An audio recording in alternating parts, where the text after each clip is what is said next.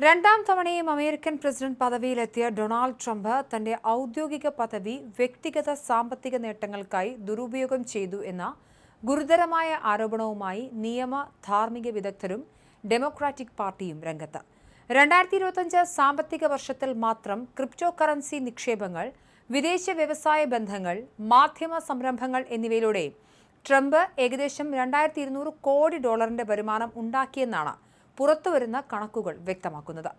ഭരണകൂടത്തിന്റെ മേൽനോട്ട സംവിധാനങ്ങളെ പോലും കാറ്റിൽ പറത്തി നടത്തുന്ന ഈ നീക്കങ്ങൾ അമേരിക്കൻ ചരിത്രത്തിൽ കേട്ടുകേൾവിയില്ലാത്ത തരത്തിലുള്ള അഴിമതിയാണെന്ന് വിമർശകർ ചൂണ്ടിക്കാണിക്കുന്നു. കഴിഞ്ഞ വർഷം ക്രിപ്റ്റോ മേഖലയിലെ വിവിധ സംരംഭങ്ങളിൽ നിന്നായി കുറഞ്ഞത് $140 കോടി ട്രംപ് സമ്പാദിച്ചത്. ട്രംപും മക്കളും ചേർന്ന് തുടക്കമിട്ട വേൾഡ് ലിബർട്ടി ഫിനാൻഷ്യൽ, മുൻപ് പുറത്തിറക്കിയ മെമെക്കോയിൻ എന്നിവയിലൂടെ വലിയൊരു തുക അദ്ദേഹത്തിലേക്ക് ഒഴുകിയെത്തി. എന്നാൽ ട്രംപിന്റെ ക്രിപ്റ്റോ പദ്ധതികളിൽ നിക്ഷേപം നടത്തിയ ലക്ഷക്കണക്കിന് സാധാരണക്കാരായ നിക്ഷേപകർക്ക് കോടിക്കണക്കിന് ഡോളറിന്റെ വൻ നഷ്ടവും സംഭവിച്ചു. മുൻപ് ക്രിപ്റ്റോ മേഖലയെ ശക്തമായി എതിർത്തിരുന്ന ട്രംപ് തെരഞ്ഞെടുപ്പ് പ്രചരണ വേളയിൽ ലഭിച്ച കോടിക്കണക്കിന് ഡോളറിന്റെ ഫണ്ടിന് ശേഷമാണ് നിലപാട് മാറ്റിയതെന്നും ആരോപണമുണ്ട്. തന്റെ സോഷ്യൽ മീഡിയ പ്ലാറ്റ്ഫോമായ ട്രൂത്ത് സോഷ്യൽ വഴിയും ട്രംപ് വലിയ തോതിൽ വരുമാനമാർഗം കണ്ടെത്തുന്നുണ്ട്.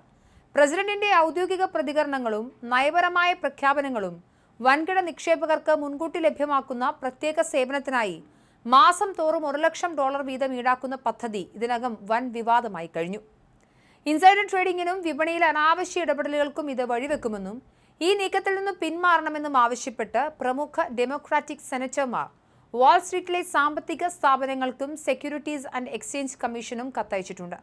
വ്യക്തിപരമായ നേട്ടങ്ങൾക്കായി നിയമ സംവിധാനങ്ങളെ പോലും ട്രംപ് ദുരുപയോഗം ചെയ്യുന്നതായി ആരോപണമുണ്ട്. ആദായ നികുതി വകുപ്പുമായി ബന്ധപ്പെട്ട കേസിൽ ഒത്തുതീർപ്പുണ്ടാക്കി മുൻകാല നികുതി പരിശോധനകളിൽ നിന്നും ഒഴിവാകാൻ അദ്ദേഹം നീക്കം നടത്തിയെന്ന വിമർശനം ശക്തമാണ്.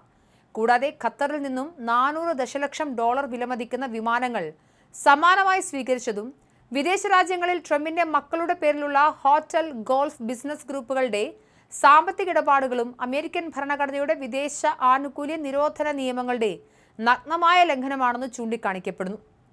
ട്രംപ് തന്റെ ഭരണകൂടത്തെ സാമ്പത്തിക ലാഭത്തിനുള്ള ഉപാധിയാക്കി മാറ്റുകയാണെന്ന് ചരിത്രകാരന്മാരും മുൻ തെരഞ്ഞെടുപ്പ് ഉദ്യോഗസ്ഥരും അഭിപ്രായപ്പെടുന്നു.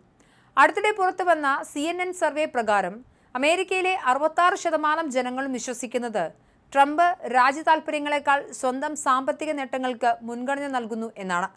ട്രംപിന്റെ ഭരണരീതി കേവലം സാമ്പത്തിക ഇടപാടുകളായി മാറിയെന്നും ഭാവി ഭരണാധികാരികൾക്ക് തെറ്റായ സന്ദേശം നൽകുന്ന ഗുരുതരമായ പ്രവണതയാണതെന്നും പ്രിൻസ്റ്റൺ സർവകലാശാലയിലെ ചരിത്രകാരന്മാർ ഉൾപ്പെടെയുള്ളവർ മുന്നറിയിപ്പ് നൽകുന്നുണ്ട്.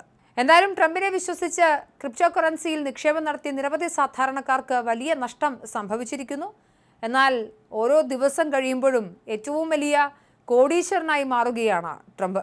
ഇതിനായി അധികാര ദുർവിനിയോഗം നടത്തുകയാണ് ട്രംപ് അടക്കമുള്ള വിമർശനങ്ങളും ഉയരുന്നുണ്ട്.